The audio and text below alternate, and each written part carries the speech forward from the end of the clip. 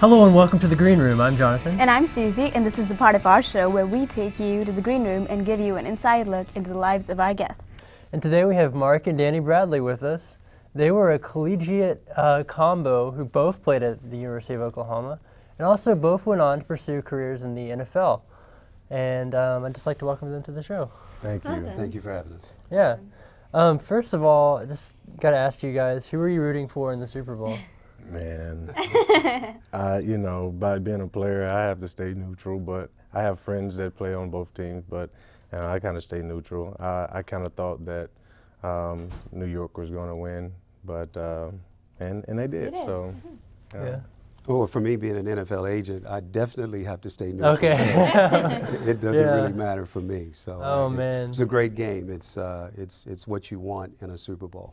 Yeah. He's probably the best, if not the best, NFL agent Wow. you have out there on the market. I Wow. mean, he's been a player. He's been in the front office with the Cowboys. You were probably the youngest at the time hired and the first Black African American hired with the Cowboys Wow. back in the day. So yeah, he has his own sports group. Yeah.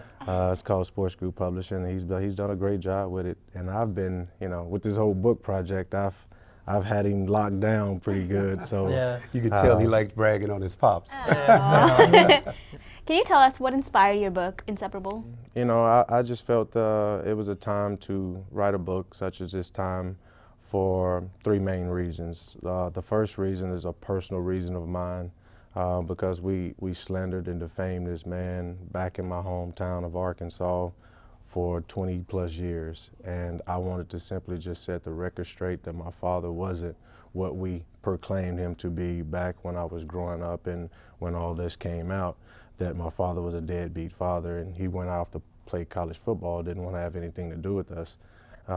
Meaning me and my mom. So I just wanted to set the record straight about being a deadbeat dad. The second reason is, and that's personal, but the second reason is to, you know, encourage mothers to not use their kids as pawns to control their fathers. My mom, did that with me, and you know, it led me to suicidal thoughts, the use of drug and alcohol when I got a little older in my teens. And it just being in the middle of a love and hate relationship. My father exemplified love, forgiveness, peace, and my mom just, you know, bless her heart, she just, you know, decided to do in a different route, and it was the hate side of it. So it led me to those things. But you know, that's the other reason why I wanted to share it. And the third thing is to encourage fathers to never quit on their kids. My father was, man, up against a rock and a hard place. He left the NFL career. He walked away from a wife that gave him an ultimatum to be a husband or to be a father. Wow. So, I mean, in the midst of it, once he found out that I was his son from a gunshot incident when I was 5 years old, he charged in and was trying to be my father, the father that he never had. And so simply, he was cut off at every angle to try to, you know, keep from being around me. My mom didn't want him to, you know, be involved in my life if she wasn't involved in his life. And so his love consistently over a period of time is what made this story inseparable. So I owe my life to him, because I could be, you know, dead somewhere in a box or, you know, just strung out on drugs or anything like that. But, you know, it was a hard process. I'm sure a lot of kids out there that are watching can probably relate to some of the things that you Sure. experienced in your childhood. What could you say to them to maybe encourage them? I would say to a kid, you know, find someone in a church or find someone who has some word. Holding in this anger or rage or holding things in is what caused, you know, the rage, which causes you to lead to drugs and alcohol and thoughts of suicide. So they need to talk to someone. They need to release it. And once they are able to release it and get, you know, some type of advice on how to deal with it, then they can deal with it better. And especially when you're having someone that's in the spiritual realm of it, they're getting godly advice. Absolutely. Danny, could you share with our viewers just a word of encouragement for fathers out there? Sure.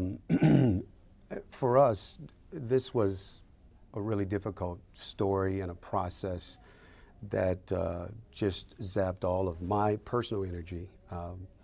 I like to encourage all fathers, as Mark said, to never quit on your children.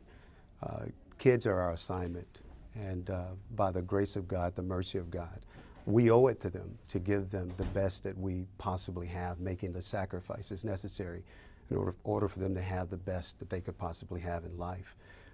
Jesus died that we may have life and have life more abundantly. So I encourage every father to, regardless of the challenges and circumstances, never ever give up on your kids. And God is able. He will see you through, as He saw Mark and I through this really tough situation.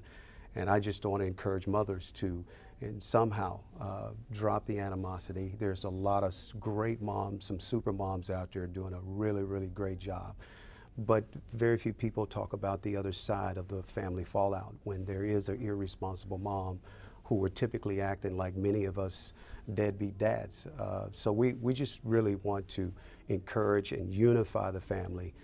That's what the purpose of Inseparable is all about: faith, family, and fatherhood, and men taking up their responsibility as dads, to be the dad, if you didn't have one, that you never had, and to follow in the footsteps of those who have been great models for you. Oh, wow. Well, thank you so much for talking with us today, and we will see you again on the Green Room. Bye.